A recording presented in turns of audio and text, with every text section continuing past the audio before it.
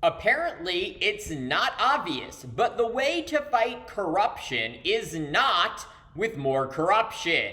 Yet, as Democrats across the country decide how to fight back against Donald Trump, that bizarrely seems to be a very intriguing idea.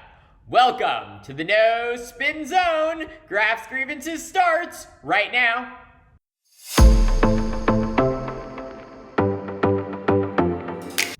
As longtime viewers of this channel know, in a former life, I was a researcher on former New York City Mayor Michael Bloomberg's 2020 presidential campaign.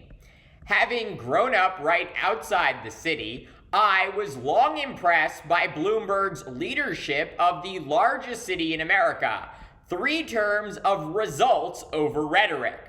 Rather than play partisan games, Bloomberg took a data-driven approach to solving problems, big and small. Elected just weeks after 9/11, his administration raised high school graduation rates by 42%, cut crime by 1/3, reduced New York's carbon footprint by 13% way before it was cool, and banned smoking in bars and public parks. In addition, Bloomberg's administration increased life expectancy in the city by 3 full years. His economic policies helped create a record 400,000 new jobs. Bloomberg invested more than $3 billion in arts and cultural institutions, making New York City the largest public funder of arts in the country. And before politics, Bloomberg built his namesake company from scratch into a multi-billion-dollar empire. Forbes currently estimates his net worth at around $100 billion. He's donated over $21 billion to causes ranging from climate to gun safety, education, public health, and the arts. Despite switching between Republican, Independent, and Democrat, Bloomberg's political giving has overwhelmingly supported Democrats. Recently, he gave $20 million to President Joe Biden's re-election campaign and another $50 million to boost Vice President Kamala Harris. So yes, while his presidential campaign was brief, ending with his endorsement of Biden in March 2020, I was so proud to work for Michael Bloomberg.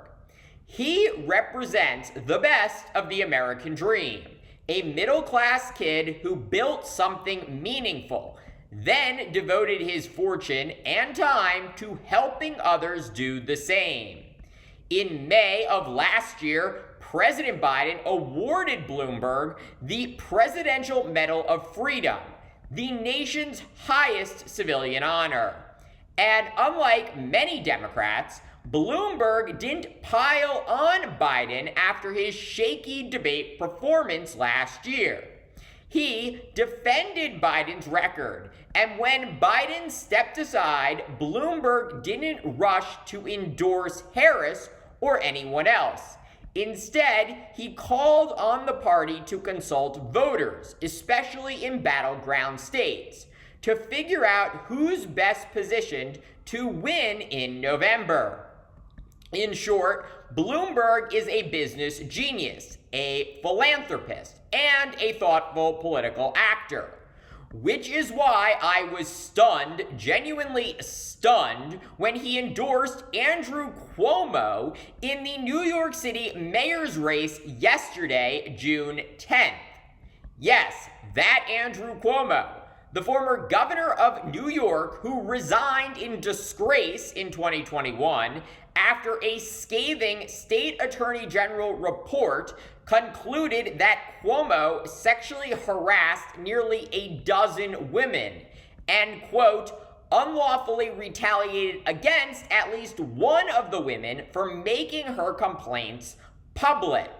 The AG's 165-page report is damning. It should have ended Cuomo's political career forever. Why would someone who abused his office to harass and intimidate women ever be trusted with public office again?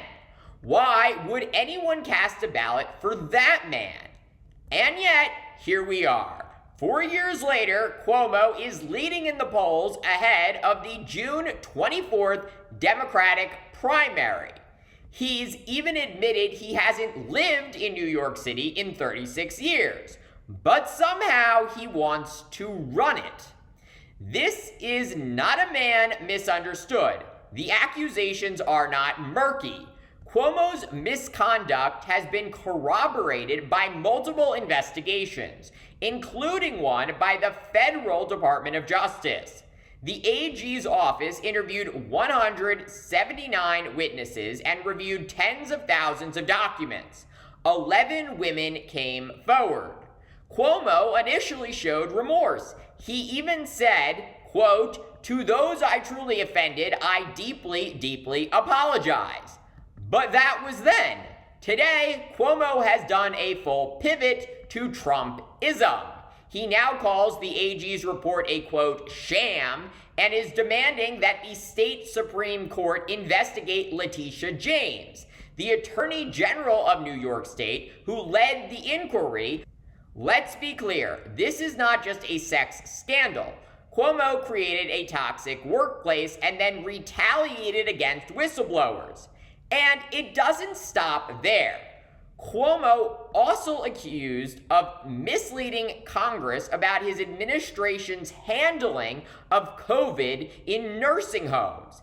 In early 2021, the AG's office said the Cuomo administration had undercounted nursing home deaths by several thousand.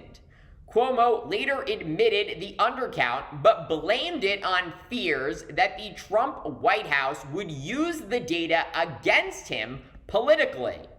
Then came reports that Cuomo's aides actively altered state health reports to hide the true death toll, overruling health officials for at least 5 months to massage the numbers.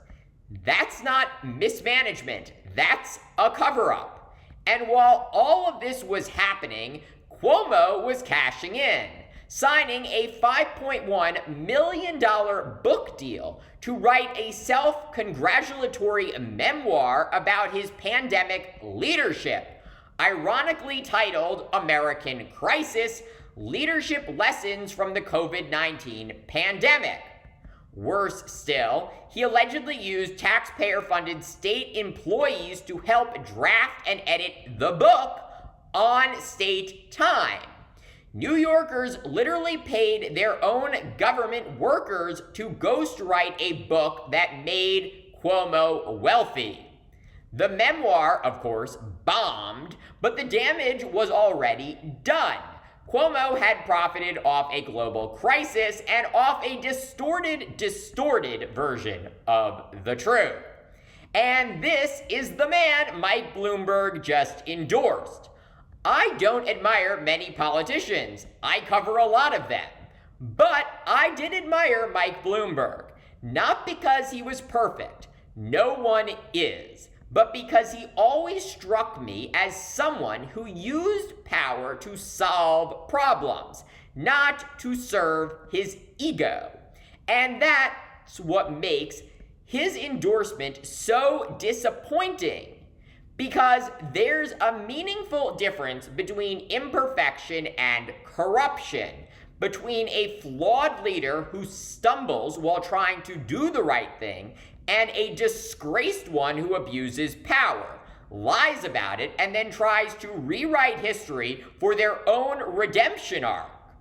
Andrew Cuomo is not a victim. He's not the casualty of cancel culture. He is the beneficiary of a political culture that has long protected powerful men from the consequences of their behavior. Bloomberg's endorsement gives Cuomo exactly what he craves: legitimacy. Legitimacy he forfeited when he sexually harassed women under his authority. Legitimacy he squandered when he used taxpayer dollars to make himself richer. Legitimacy he torched when he lied about nursing home deaths to protect his image, allegedly. So, I have to ask, why on earth should he be allowed to represent the Democratic Party again, much less run the greatest city in the world?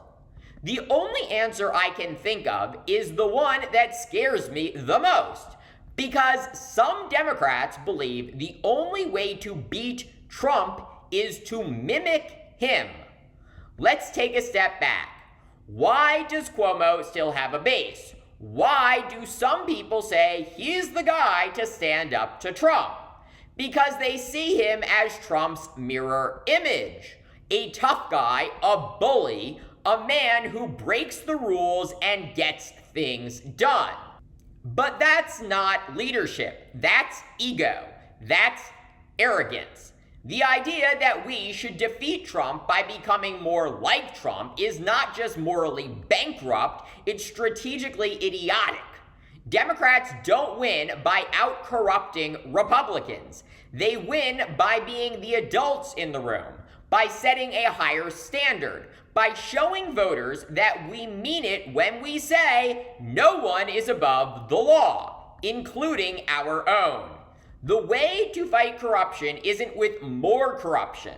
The way to beat Trump isn't by copying his playbook. It's by reminding people that politics can be better than this, that public service can still be noble, that character matters. So yes, I'm disappointed in Mike Bloomberg because he knows better. And I'm disappointed in every Democrat who thinks this moment calls for another bully, but this time in a blue tie. Thank you for watching Graf's Grievances. Let me know what you think. Please consider supporting my channel via the Venmo link below. And don't forget to like, subscribe, share, and join me tomorrow for more.